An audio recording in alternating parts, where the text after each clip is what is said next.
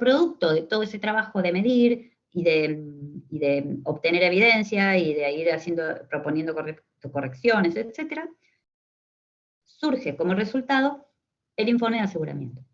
Ese informe de aseguramiento podría llegar a un informe de auditoría, podría llegar a ser un informe de revisión, de cualquier tipo de los servicios que están en la RT.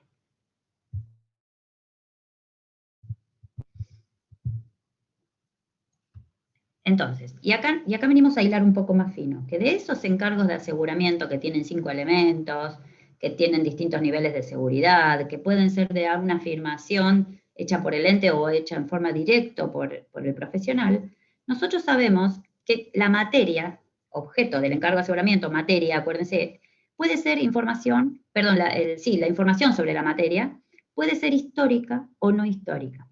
Y esto es lo que nos distingue dentro del encargo de aseguramiento, que la información histórica tienen nombre especial los encargos, se llaman auditorías, cuando la información histórica es medida con un nivel de seguridad razonable, o evaluada con un nivel de seguridad razonable.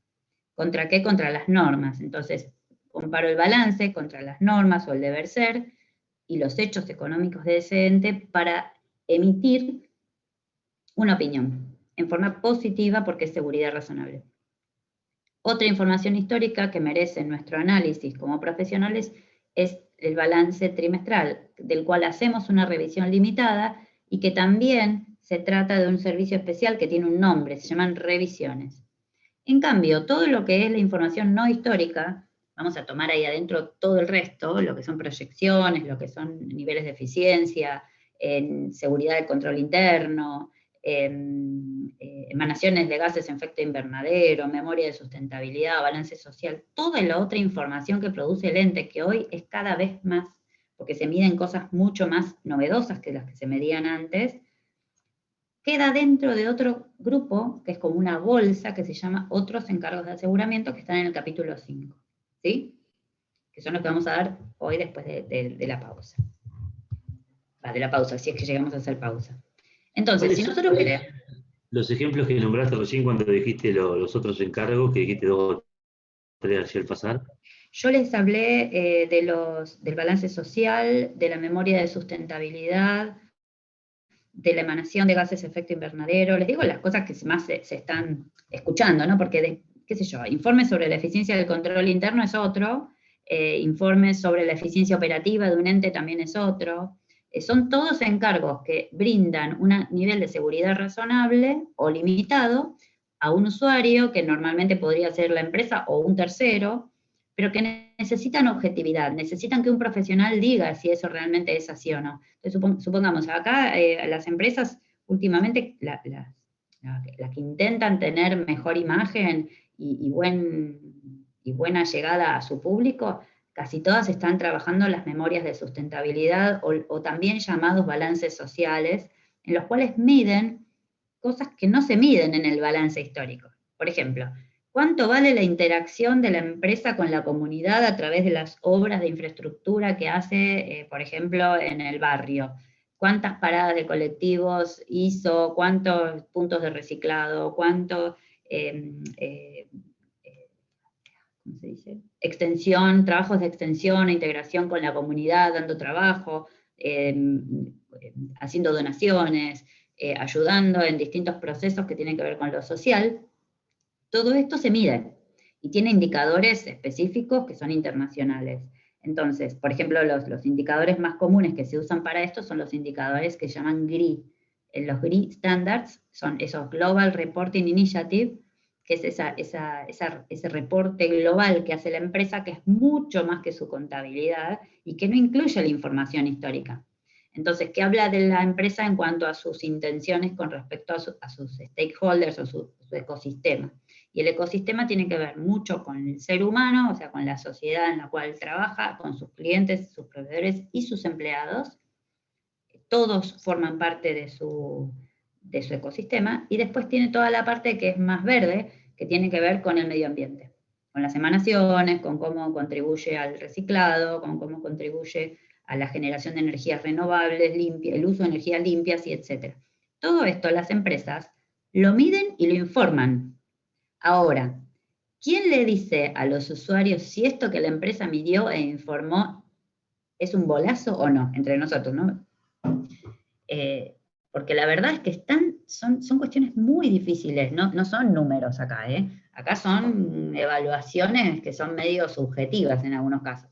Entonces, los que somos contratados para dar razonabilidad o para dar una seguridad limitada acerca de estas mediciones, siempre somos los contadores. Por eso es importante que yo les explique esto, porque más allá de que me digan es un bodrio, van a ver que no es tan bodrio cuando ustedes lo bajan a la realidad y se meten, por ejemplo, ahora yo les iba a mostrar un segundo, por ahí me estoy adelantando, ¿no? Porque les estoy mezclando los temas, pero por si no nos alcanza el tiempo, y me olvido, háganme acordar, si se meten en la página Banco Francés y van para abajo, van a ver que está la memoria anual del 2020. Y esa memoria anual ustedes la pueden descargar y van a ver que tiene un informe de KPMG, de este tipo de los que estamos hablando ahora. Por eso le digo, no es... Quizás la auditoría es lo que más les va a tocar hacer, lo que más les va a servir para empezar a trabajar de esto, pero hay mucho mercado para hacer otro tipo de encargos, obviamente como parte de estudios más grandes. Si ustedes solos no se van a poner a hacer un informe de aseguramiento de este tipo, pero sí los pueden contratar para esto, como parte de un estudio grande. Entonces es re interesante que entiendan de qué les están hablando, ¿no? Sobre todo porque si los contratan cuando ya están recibidos, digan, bueno, no, sí, sé de qué me están hablando. Estamos hablando de encargo de aseguramiento, sí, brindan un nivel de seguridad XX. Bueno, para no irnos tanto por las ramas, acá lo que hicimos fue digamos, acá yo lo que hice en estas filminas es decir, bueno, a ver, le voy a aplicar esos 5 elementos a los encargos que ya conocemos. O sea, si yo digo que estamos hablando de un encargo de aseguramiento que se llama auditoría, ¿cuál es el elemento relación tripartita? Bueno, el profesional se llama auditor. La parte responsable se llama empresa y el usuario es el usuario en general, la sociedad, los bancos, etc. La materia, objeto de análisis, ¿cuál es? Los estados contables, que son información sobre la materia subyacente. Después, los criterios, ¿cuáles son? Y pueden ser o las normas contables profesionales o un marco de cumplimiento, de acuerdo a con qué criterio estemos haciendo esa información contable. La evidencia, bueno, la evidencia es el resultado de los procedimientos de auditoría documentada a través del papel de trabajo y toda esa evidencia es la que me permite a mí llegar a la opinión final, a la conclusión. ¿Que dónde la vuelco? En el informe de auditoría de estados contables. ¿Sí? ¿Esto entendieron cómo llevamos este concepto a la auditoría? Sí, sí. Bien. Entonces, si yo llevo este mismo concepto a lo que son las revisiones, que es de lo que estamos tratando de bajar ahora, nosotros encontramos que las partes son casi las mismas, porque es el contador, que antes era auditor, ahora es revisor, pero prácticamente el trabajo es el mismo. La materia objeto de examen o de análisis ya no son los estados contables anuales completos, sino que son estados contables de periodos intermedios, que en realidad yo les digo entre nosotros, es exactamente igual al otro, pero abarca 3 meses. La única diferencia es el periodo, que se dice intermedio porque no es completo del ejercicio comercial. Las normas de vuelta son las mismas, los criterios, pueden ser normas contables o de marco razonable o de marco de cumplimiento, y después tenemos la evidencia de auditoría, que en realidad esta evidencia va a provenir de los mismos procedimientos, pero el alcance es siempre menor. ¿Sí? Esta es la gran diferencia entre una auditoría y una revisión, es que la profundidad del análisis y la aplicación de los procedimientos es mucho menor en una revisión y por eso su seguridad es menor. Se dice seguridad limitada, nuevamente, no es baja, sino que es media. Y como producto tenemos, en vez del informe de auditoría, es el informe de revisión de estados contables de periodos intermedios. Entonces, vamos a ir al informe de revisión de estados contables de periodos intermedios en particular. El objetivo es justamente aplicar procedimientos sobre la información contable periódica, que ya no es anual, sino que es periódica, aplicar procedimientos con un alcance mucho menor que en la auditoría, pero que me permitan ver si algo de todo lo que veo en esos procedimientos me llama la atención como para concluir que esos estados contables intermedios están mal confeccionados. O sea, lo que busco no es que el estado sea correcto, sino busco indicios de que realmente el estado esté incorrecto. Fíjense que hay un grado de seguridad diferente entre una afirmación y la otra, ¿no?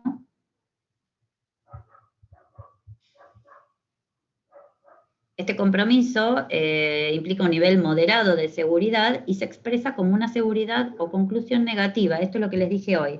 Nada me hace pensar que los estados contables contengan errores, ¿sí? Ese es el término que usamos en las revisiones, diferente que el que usamos en las auditorías, que en mi opinión, este balance es razonable. Fíjense, hay una diferencia en el tenor de una afirmación y de la otra. Bien, una revisión podría ser aplicable también a estados contables completos, que en Argentina no está habilitado, no está permitido en la RT37 hacer una revisión limitada de un estado anual, porque para eso están las auditorías, y las auditorías son obligatorias, con lo cual, al tener mayor alcance y mayor grado de seguridad, no tendría ningún sentido, e induciría quizás error, hacer una revisión de un estado contable completo. Pero sí se aplica para los periodos intermedios. En la sección 4, que es la previa a los otros encargos de aseguramiento en general, tenemos 10 pasos y de la planificación, igual que en la auditoría. Entonces tiene el conocimiento, la identificación de la materia objeto de examen, la evaluación de significatividad y riesgo, planificación, ejecución, empresa en marcha, control de ejecutado, evaluación de validez y suficiencia, conclusión e informe. Esto que estoy leyendo medio rápido es lo mismo que estamos viendo hace 10 clases, todos los pasos que dice la RT7 que lleva una auditoría.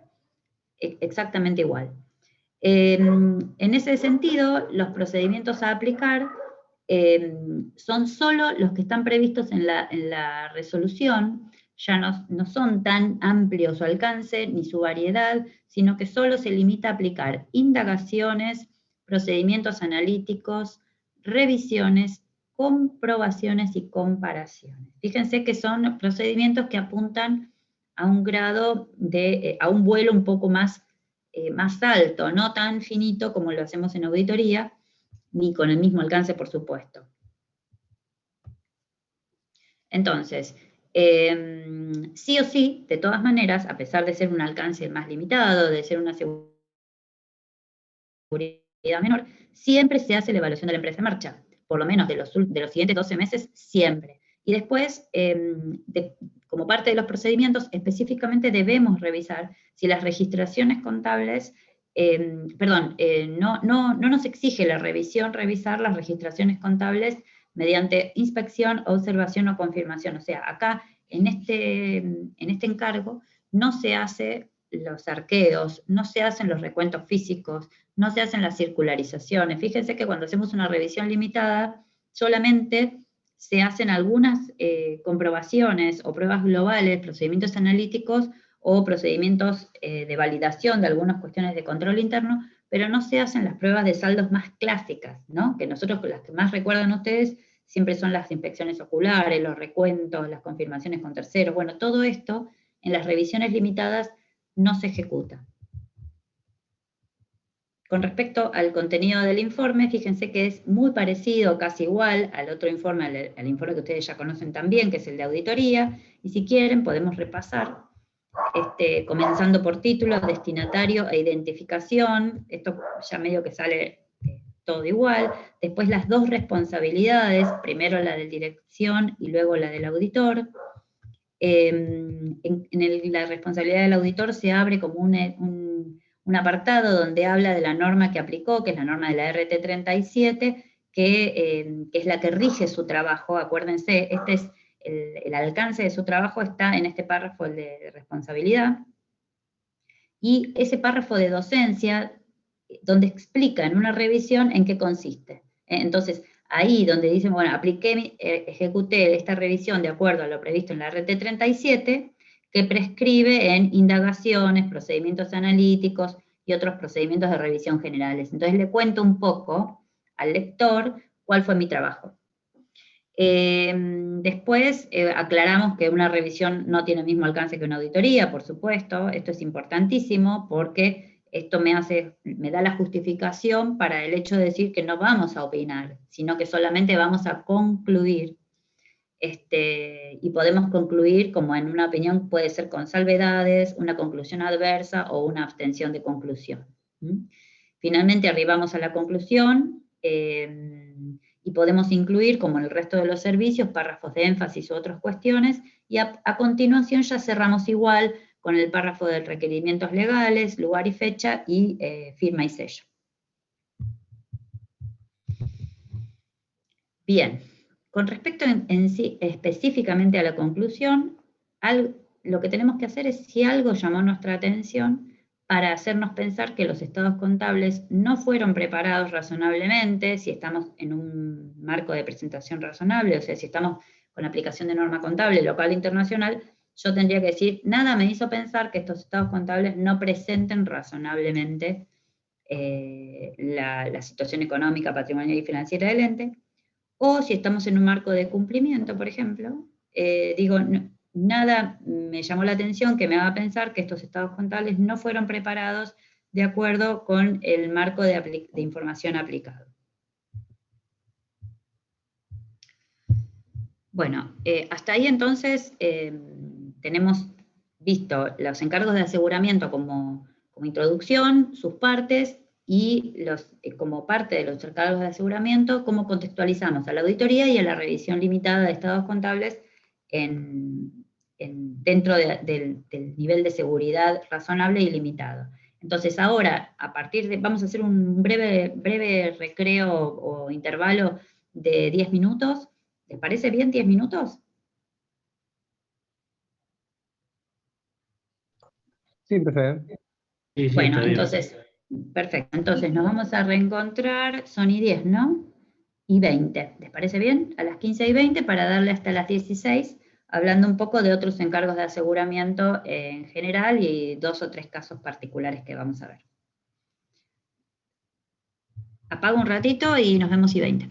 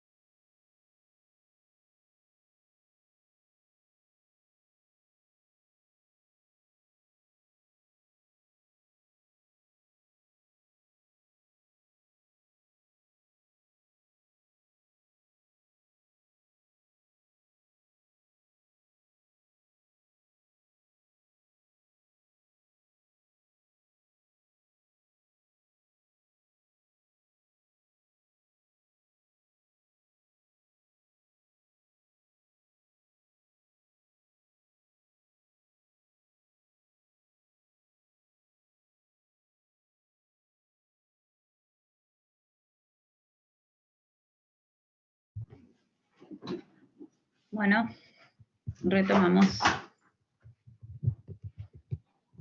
Como dijimos entonces, vamos habiendo superado los encargos de aseguramiento, auditoría, revisiones, vamos a meternos en los que son en general. No vamos a volver a hablar de lo que es la definición, porque la vimos hace muy poquito. La podemos releer una vez más, como para ver. En este tipo de diapo, ustedes van a encontrar que están las distintas partes del encargo con distintos colores. Entonces tienen que la materia, la evaluación y los criterios, que son tres de los elementos. Después tenemos la relación tripartita, que son los usuarios, la parte responsable y el contador. El objetivo, que es incrementar el grado de confianza de los usuarios. Y bueno, y después, por supuesto, el último elemento, que es el informe, que acá en esta diapositiva de definición no está. Lo importante es que ustedes sepan que el resultado de la evaluación o medida de la materia es la información que se obtiene al aplicarle esos criterios. Entonces yo, como esto es una definición tan árida, tan difícil de retener, les propongo que siempre tengan el ejemplo de que los estados contables son información sobre los resultados, el patrimonio y los flujos de efectivo del ente. Esa información, ¿cómo la produjeron? Bueno, la produjeron de acuerdo a los criterios. ¿Cuáles son los criterios? Las normas contables. Entonces, si yo tengo normas contables y tengo información, y tengo materia que es susceptible de ser medida, genero estados contables. Si tengo políticas socioambientales en una sociedad y tengo criterios de la Global Reporting Initiative, de la GRI, yo puedo generar una memoria de sustentabilidad. Esa memoria de sustentabilidad es la información de mis acciones sociales medidas de acuerdo a los criterios GRI. Entonces, esa información, que puede ser una memoria, un balance social, o puede ser un estado contable histórico, es información que puede ser evaluada por un profesional. ¿Para qué? Para darle credibilidad a los terceros. Lo más importante es esto, que el usuario puede confiar en esa información porque esa información está medida por alguien que es independiente. Y acá venimos a la condición básica para el ejercicio no solamente de la auditoría, sino de todo el resto de los encargos. Las clasificaciones las acabamos de ver, no las vamos a repetir. Esta diapositiva está hecha con un montón de diapositivas de distintos temas que yo los uní porque había que darlos todos juntos y me quedaron temas repetidos. Entonces, ¿se acuerdan que los aseguramientos pueden basarse en una constatación, cuando la que genera la información es la sociedad, o en un informe directo, si directamente la medición la hace el profesional, que es ¿qué pasa cuando me dicen, decime si soy eficiente? Eso no es que ellos me dicen, yo digo que soy así de eficiente y vos tenés que decir si lo que digo es verdad. No, directamente me preguntan, decime si soy eficiente. Hay un grupo de ustedes que están trabajando sobre una auditoría operativa. ¿Cómo se incluye la auditoría operativa dentro de esto? Bueno, es un encargo de aseguramiento de informe directo. ¿Sí? ¿Por qué? Porque bueno, ustedes no están evaluando dentro del objeto de su análisis, no es información contable histórica, entonces, y a su vez tienen que encontrar los elementos como los criterios, como las partes, los usuarios, y emitir un informe al respecto. Entonces, se dan todos los ingredientes para que sea un informe de aseguramiento de tipo directo. Y a su vez lo pueden tomar como seguridad limitada o razonable. En estos casos casi siempre va a ser razonable porque ustedes van a tender a decir que es razonable la eficiencia o aceptable la eficiencia de esas gestiones o de esas cuestiones que tienen que ver con lo operativo que ustedes se dedican a medir en cuanto a la eficiencia. Bien. Entonces, encargos de aseguramiento en general se usa técnicamente en nuestra materia o en nuestra disciplina para cuando nosotros hacemos un informe profesional que no trate información financiera histórica, porque para la información financiera histórica tenemos la auditoría y las revisiones, de alcance más general, con alto grado de seguridad, o de seguridad limitada en el caso de revisiones. Bueno, los elementos nuevamente, la relación tripartita, la materia, los criterios, la evidencia y el informe. Vamos a seguir de largo en cuanto a la materia y todo. Bueno, los criterios, por ejemplo, a ver, en un encargo de aseguramiento en general, de estos que no son de balances, ni de información contable histórica, los criterios adecuados digamos, ya entran en un ámbito mucho más complejo, ¿no? Porque ya no son quizás criterios que están conocidos por todo el mundo, como pasa con una norma contable, como una ley, sino que ya son criterios que pueden estar establecidos específicamente por la empresa a los fines del encargo.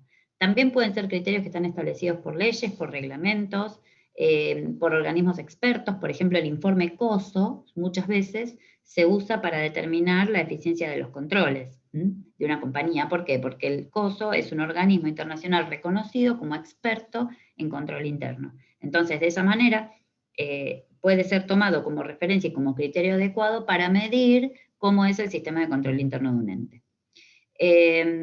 Los criterios deben ser adecuados en cuanto a relevancia, integridad, fiabilidad, neutralidad y comprensibilidad. ¿Qué quiere decir esto? Que como los criterios tienen que ser entendidos por el usuario, porque el usuario de la información que está generando el profesional es un usuario que no es especialista en el tema, ¿no? No somos colegas, no son contadores. Entonces, para que el usuario, que es una persona del público general, entienda contra qué estamos comparando esa materia o esa medición de la materia, deben ser criterios relevantes, o sea, tener una cierta importancia, ser íntegros, o sea, contemplar una integridad de situaciones y no ser demasiado parciales, que no me alcancen para medir todas las situaciones que debo medir en el encargo, confiables, importantísimo, neutrales, o sea que no deben ser tendenciosos, o sea, si yo digo, bueno, si vos querés tener mejor imagen, usa este criterio y en cambio este otro no, porque te va a perjudicar. O sea, tienen que ser neutrales, tienen que ser confiables y sobre todo comprensibles. Que todos entiendan sobre qué estamos opinando y contra qué estamos contrastando esa materia. Bien. Esta es la condición básica para que un encargo sea encargo de aseguramiento. Fíjense que cuando hablamos de esos 5 elementos, si faltaran los criterios, directamente no se puede hacer un encargo de aseguramiento. ¿Estamos? Entonces, fíjense, si van a trabajar con un informe de auditoría operativa o de gestión, los criterios que van a tomar tienen que ser criterios que realmente puedan ser referidos o de provenir de un libro, o de prácticas, o de usos y costumbres, o de unos manuales que establezcan las buenas prácticas de la organización en cuanto a la eficiencia de la gestión. Los criterios tienen que estar, tienen que ser adecuados, así como adecuada debe ser la suficiencia, la evidencia adecuada y suficiente, y ser comprensibles, neutros, fiables, relevantes, íntegros, ¿sí? Este criterio, como definición, es la referencia que se usa para evaluar o medir la materia, esto ya lo dijimos, pero nunca está de más repetirlo, y deben estar disponibles para los usuarios. Esto es recontra importante también, porque si el usuario no tiene a mano el criterio para poder repasarlo, para poder consultarlo, para poder entender de qué se trata, ese encargo de aseguramiento no tiene ningún sentido para él, porque es lo mismo que si le estuvieran diciendo que lo comparan contra algo que no conocen. En cuanto a la utilización que va a ser del mismo, ¿no?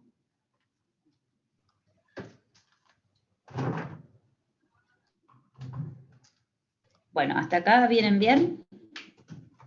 Profesora, ¿los criterios estos también pueden ser doctrinarios, digamos, Sí, justamente. Por eso yo te decía, sí, porque viste que cuando hablamos al principio yo les decía, bueno, a ver, los criterios depende de lo que estás haciendo. Si estás haciendo, por ejemplo, esto que decía, la memoria de sostenibilidad, y bueno, todo el mundo usa criterios de GRI, entonces es fácil encontrarlos, porque vos abrís la página y los encontrás.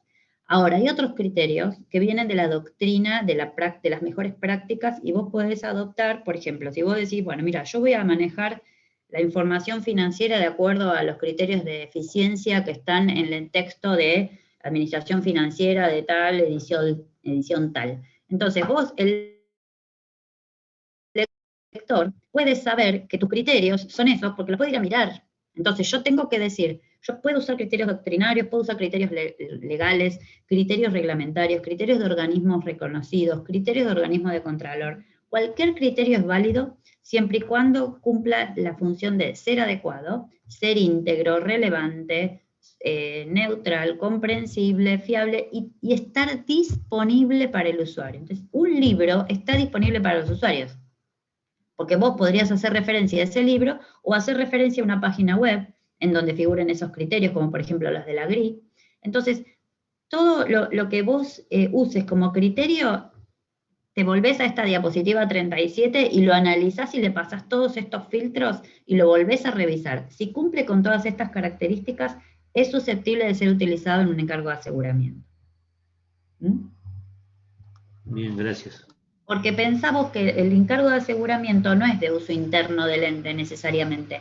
Está pensado para que ese encargo trascienda a terceros. Por eso os digo, si vos estás haciendo un examen de auditoría operativa, pero los criterios que usás son demasiado acotados y en realidad son solo para el ente, porque el único que quiere ver es el ente y que va a quedar adentro, etcétera, etcétera, el usuario ahí ya es la parte responsable. Si bien está bien que sea un usuario, la parte responsable es muy probable porque muchos son los propios usuarios los que la generan, se supone que la parte responsable es usuario, pero desde la plana mayor de su administración, de sus directivos, y estos informes probablemente que están siendo evaluados con respecto a la eficiencia, vos podés querer ver la eficiencia de los distintos sectores de tu compañía. Entonces, es probable que la parte usuaria sea una parte de rango superior a la que es responsable dentro de una misma organización. ¿Entiendes? Bueno, a eso quería llegar. Bueno, después con respecto a la evidencia, esto es lo mismo que en cualquier otro encargo. La evidencia recogida para poder llegar a una conclusión o a una opinión de acuerdo al nivel de seguridad que le pongamos a nuestro encargo, debe ser suficiencia, o sea, tener la cantidad necesaria para poder permitirnos formarnos juicios o conclusiones, y además debe ser adecuada en cuanto a su calidad, y esa adecuación está dada por la relevancia y la fiabilidad o la confiabilidad de esa evidencia.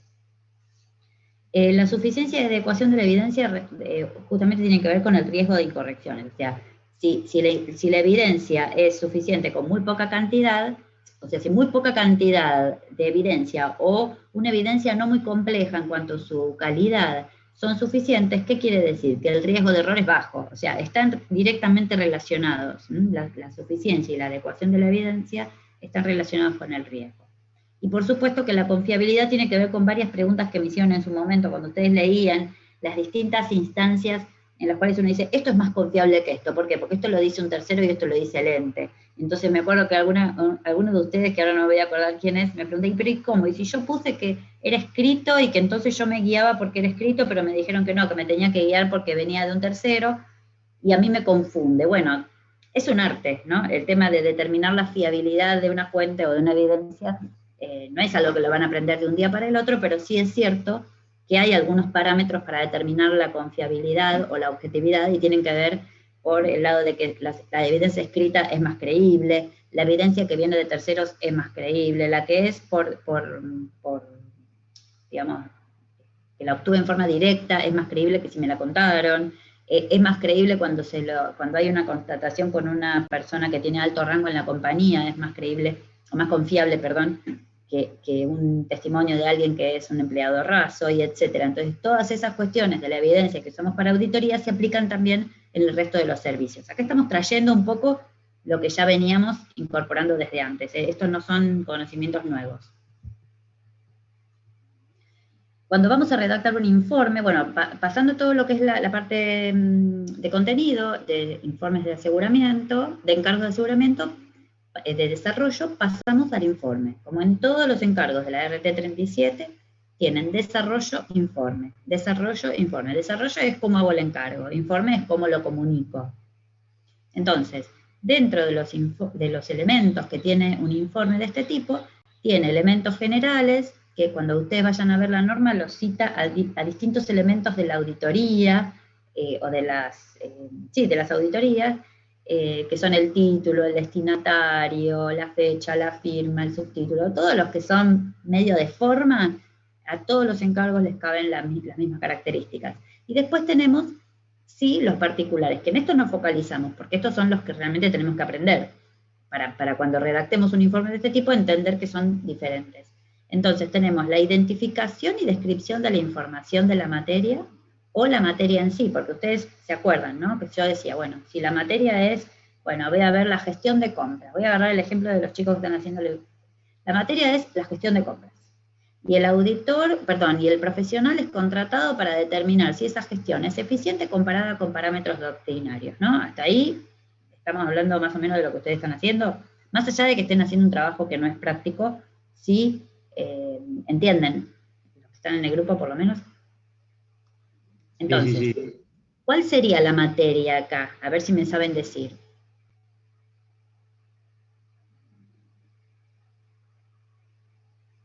Porque quiero que entendamos cuál es la diferencia entre materia e información sobre materia. Porque distintos encargos a veces nos encargan para evaluar la materia directamente, que son encargos de informe directo, o otros encargos nos encargan para medir la información que hay sobre esa materia. Es muy delgada la línea. La materia ¿No sería sería un estado proyectado, por ejemplo? La materia. El estado proyectado, ese es otro cosa, pero el estado proyectado, ¿es materia o información sobre materia? información. Para mí Es información. Exactamente. Nosotros ¿Y usamos ejemplo de materia? la ¿Un de estado compra. contable? No, el estado contable es Pregunta- información. Respecto a la primera pregunta de la materia de compra, serían los procedimientos de compra.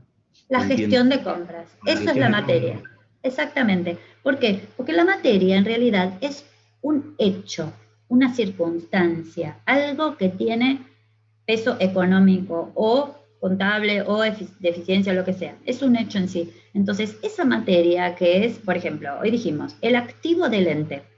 Esa es la materia.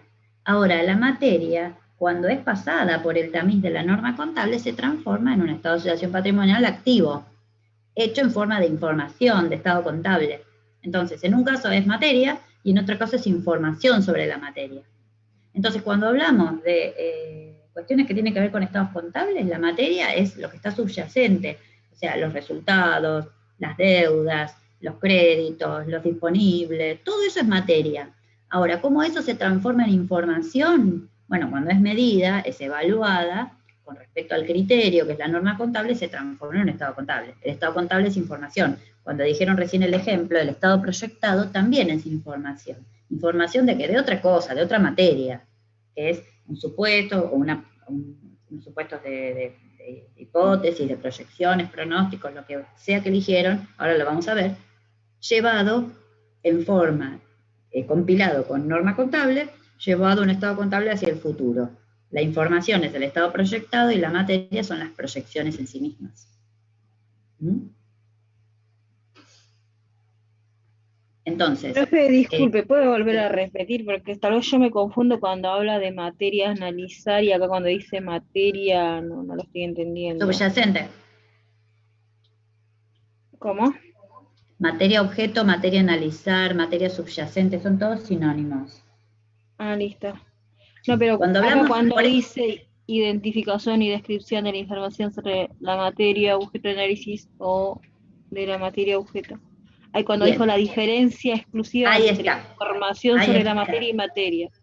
Ahí Es está. donde- Esto es una diferencia muy sutil, que si ustedes lo leen apurados, es como que repite tantas veces la misma palabra que ustedes, yo por lo menos cuando lo leí las primeras veces, eso para mí era todo lo mismo. Para mí era una confusión terrible. Pero cuando uno va hilando más fino y va entendiendo y va viendo los ejemplos, es cuando uno se le fija el conocimiento de estas cosas. Entonces, yo estoy tratando de llevar esto a ejemplos de encargos que ustedes están haciendo algunos en el caso de los trabajos de investigación. Entonces yo vi que uno de los chicos, de uno de los grupos que hacen el trabajo de investigación, lo hace a partir de una auditoría operativa para determinar la eficiencia de la gestión de compras de un ente, ¿no? Díganme si estoy diciendo algo errado. No, está bien, profe. Está bien, eso ¿Está sí. bien? Bien, Eugenia y Daniel, que los estoy viendo ahora, me dicen que es así. Entonces sigo. ¿Qué necesito yo explicar?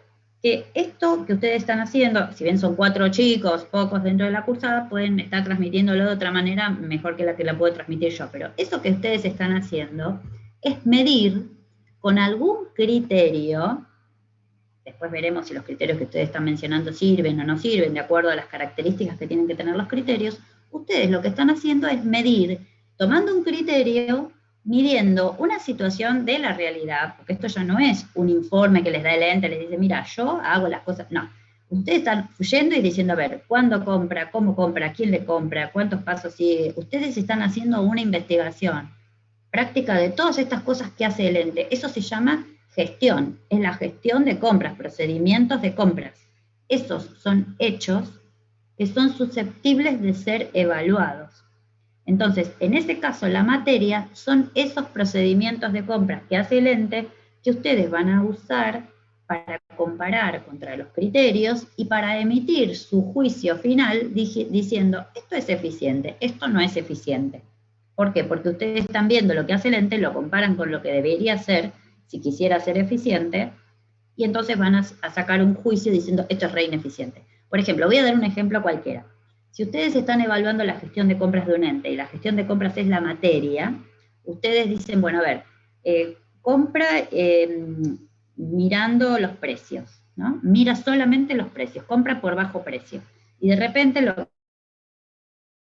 que le pasa es que cuando llega la mercadería, la calidad es mala y la tiene que devolver, entonces se interrumpe la producción constantemente porque la calidad de la mercadería que compran no sirve para producir. De un ejemplo pavote.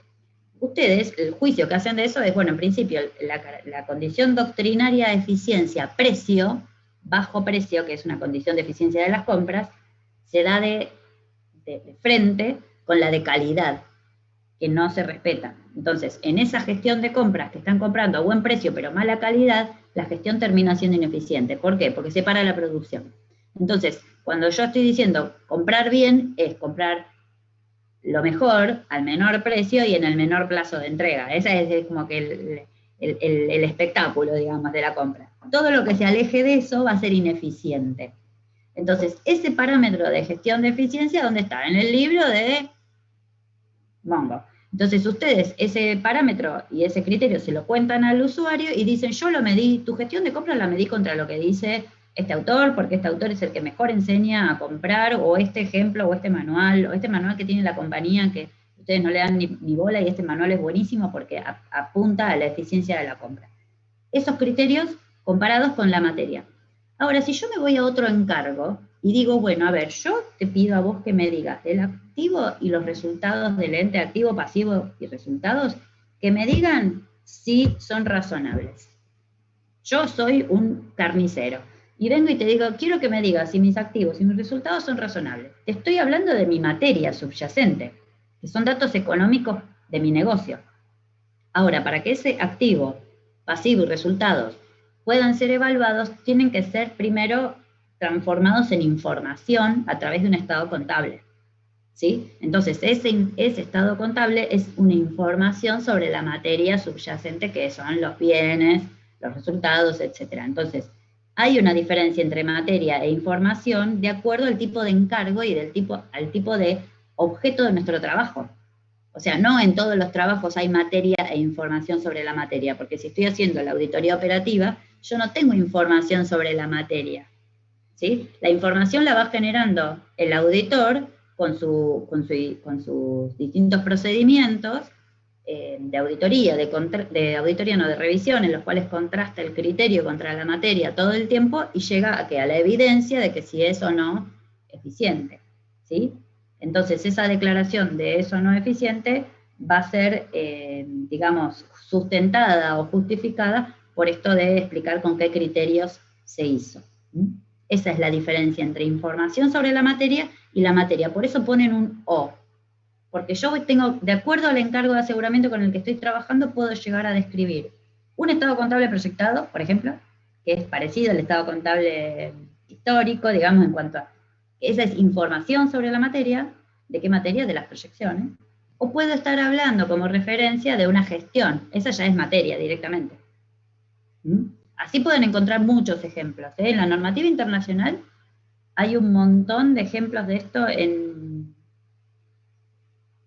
es el anexo, bueno, uno de los anexos de la norma de encargo del marco internacional de encargo de aseguramiento, tiré todo.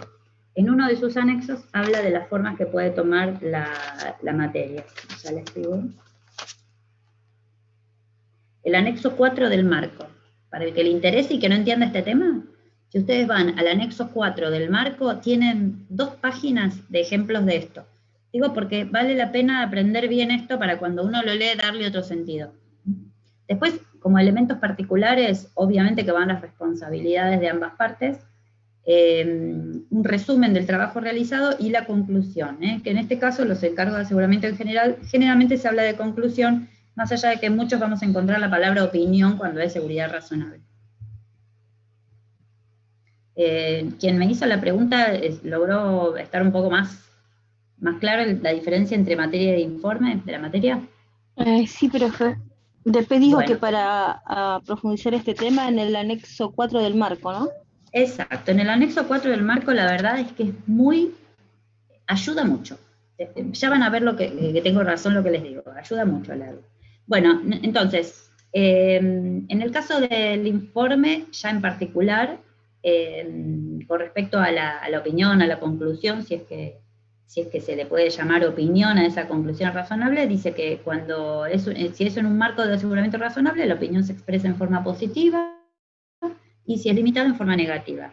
Si expresa una conclusión distinta a la de la conclusión sin salvedades, o sea, si le hace una modificación, abstención, obviamente igual que en la auditoría tiene que explicar los motivos. Esto es igual que una salvedad en auditoría, idéntico, porque no se olviden que la auditoría es un encargo de aseguramiento. Entonces muchas pautas de la auditoría son aplicables a los encargos de aseguramiento. Si hay un encargo sobre afirmaciones, o sea, si el encargo mío es sobre algo que dice el ente, por ejemplo, una auditoría es un encargo de constatación o de afirmación. ¿Por qué? Porque yo estoy evaluando estoy evaluando un cuerpo de estados contables que fue emitido por el ente. Entonces se podría decir que la auditoría es de tipo afirmación y no es un informe directo. En cambio, la auditoría operativa es un informe directo, ¿por qué? Porque directamente mide e informa. No es que la gerencia presenta información para que yo la evalúe. La gerencia me dice, toma, acá está mi materia, mi gestión, vos evaluala. No hay un papel. Ese se llama informe directo, ¿sí? Bueno, en el cargo de informe directo, directamente la conclusión es con respecto a la materia. Y acá vuelvo a decir, los dos tipos de encargos de aseguramiento, uno versa sobre información de la materia o sobre información que produce el ente, y otro versa directamente sobre la materia. En el caso 1 estamos hablando de auditoría de estados contables, donde hay un estado contable que sería la información, y en el otro caso estamos hablando de una gestión que sería la materia. Son los dos ejemplos que dimos. Este que versa sobre la materia es cuando quien lo encarga dentro del ente también es el usuario, digamos, porque lo va a encargar al ente. Podría llegar a ser, pero podría llegar a no ser. Podría llegar a ser. O sea, el usuario y la parte responsable pueden coincidir en el caso de que sea un informe de uso interno, pero se distinguen en cuanto a que tienen diferentes rangos, porque cuando vos vayas a querer evaluar cómo compra el señor gerente de compras, ¿quién es la parte responsable? ¿La sociedad anónima? Sí. ¿El usuario de la sociedad anónima? Sí. Pero dentro de la sociedad anónima vos podés distinguir que hay un usuario y una parte responsable, ¿no? ¿Quién es el usuario?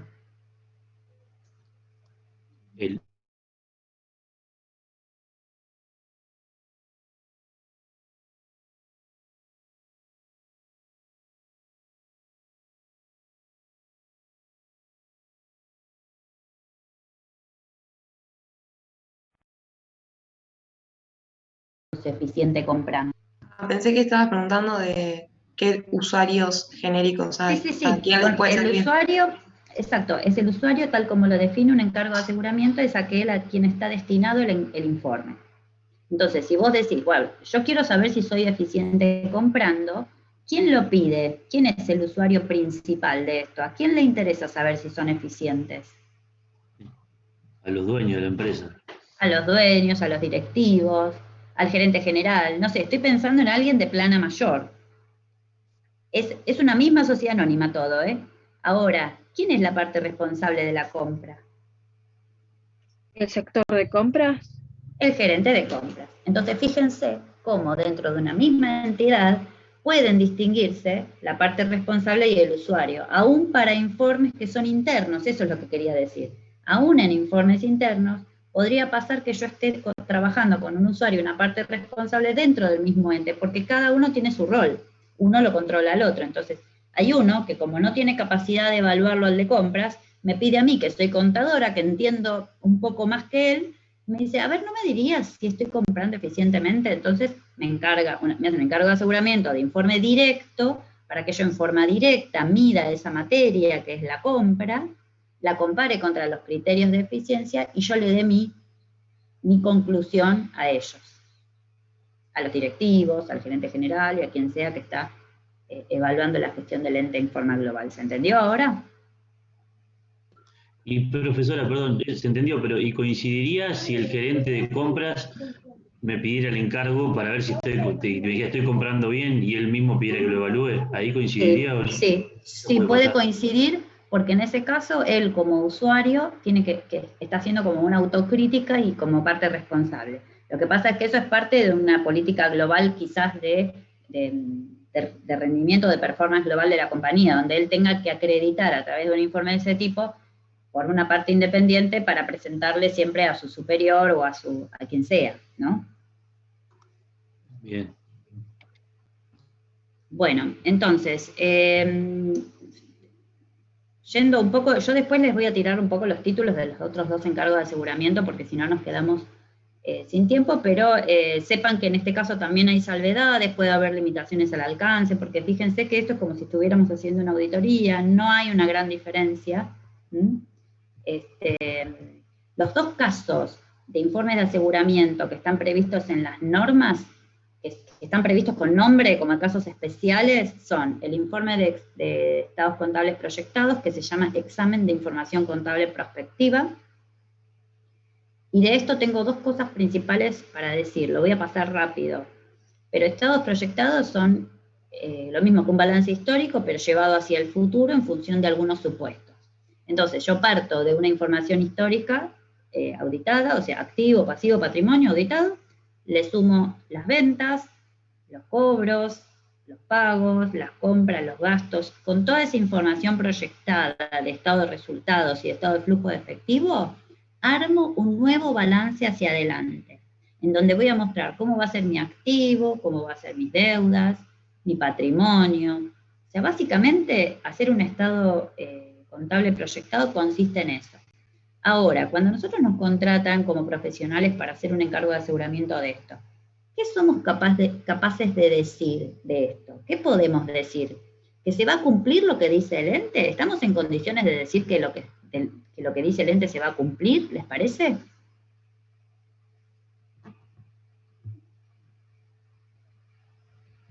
Pregunto por sentido común nada más, para que haya un poquito más de interacción.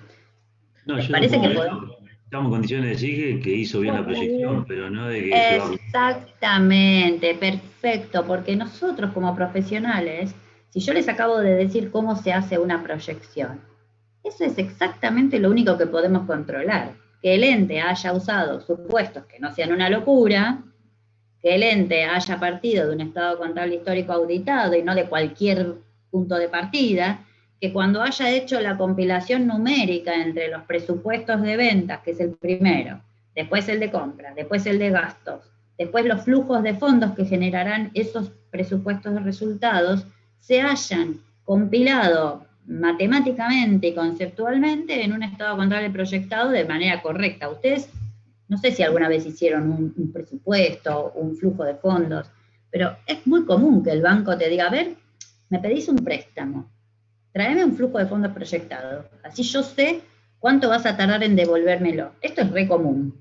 Esto es esto, justamente, es información contable prospectiva, pero en vez de ser un estado contable es un flujo de fondos. Podría ser un estado de resultados proyectado, podría ser un estado de situación patrimonial proyectado, cualquier estado clásico, pero proyectado hacia el futuro. Entonces, acá lo importante es que como profesionales nosotros digamos si esa información que se proyectó está bien proyectada. Y esas proyecciones tienen que ver con dos aspectos principales.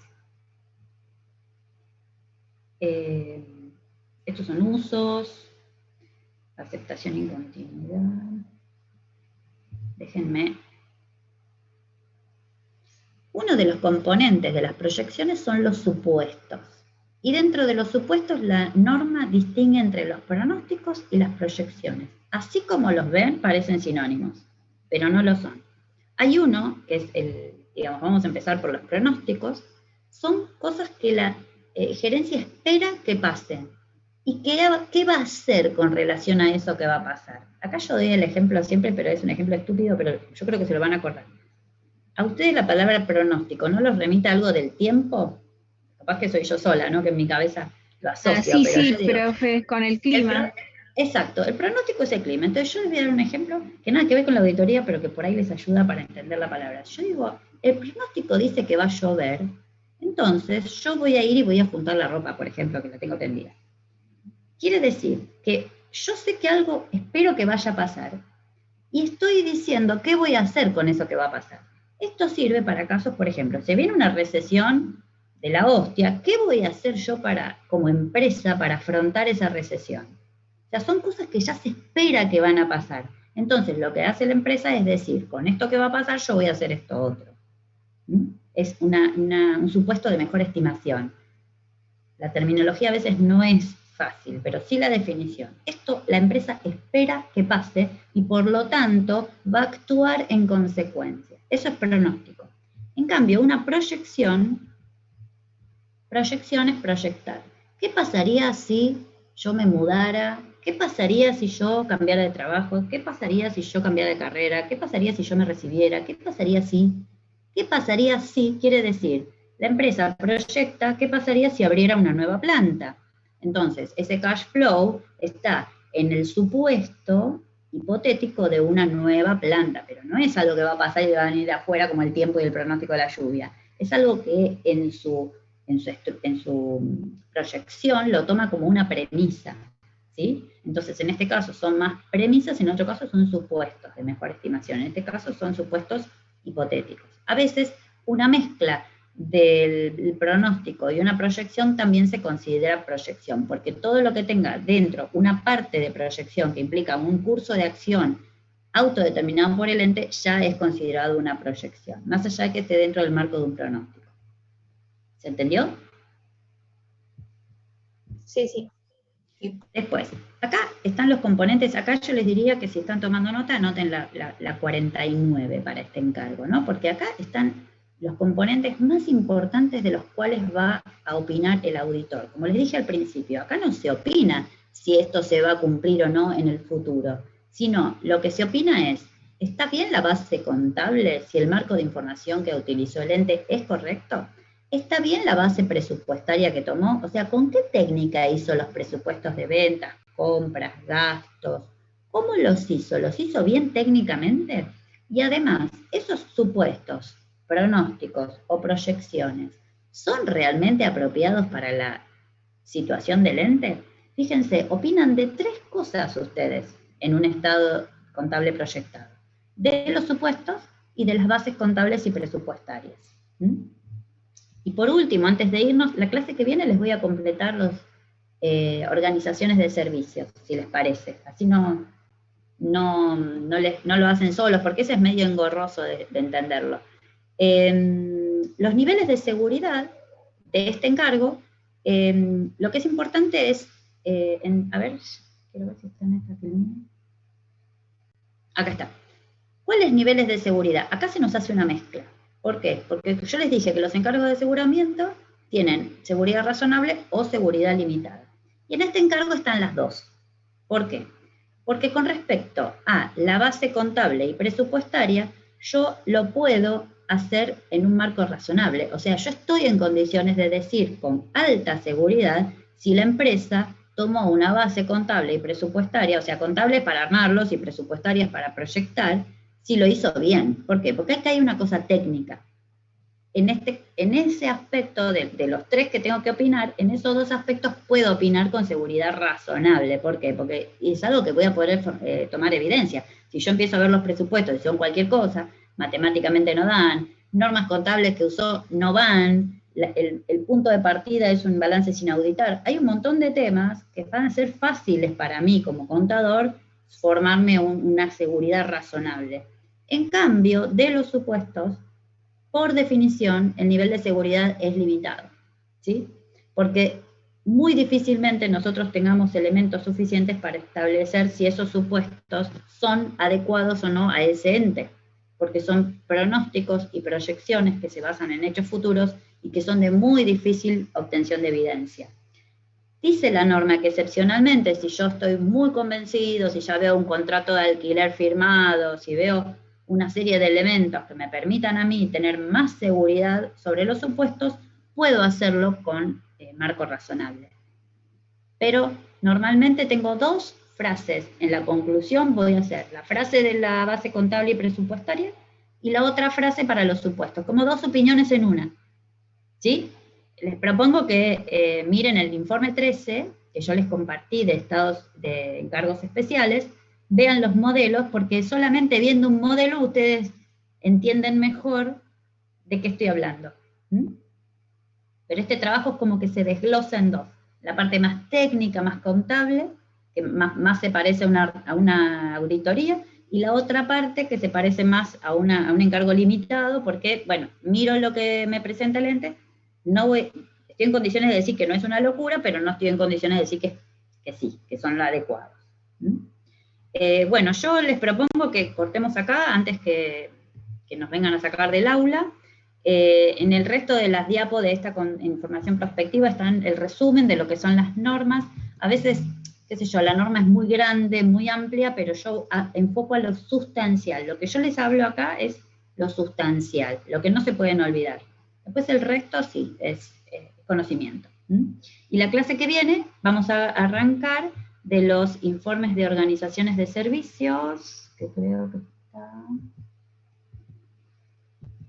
acá, en la diapo 60 vamos a arrancar, ¿les parece? Bueno, entonces, ¿pasaron el presente todos? Bien, ya entonces bajo el chat y nos vemos el lunes. Me despido, gracias por su atención. Ya acuérdense que el lunes es la última clase, así que vengan con ganas, vengan con un montón de pilas, porque ahí van a preguntar lo que falta, porque ya es la última chance. Bueno, les mando un beso. Realmente, profe. Cuídense. Gracias, profe. Chao, chicos. Gracias. Chao, chao. Muchas gracias, profe.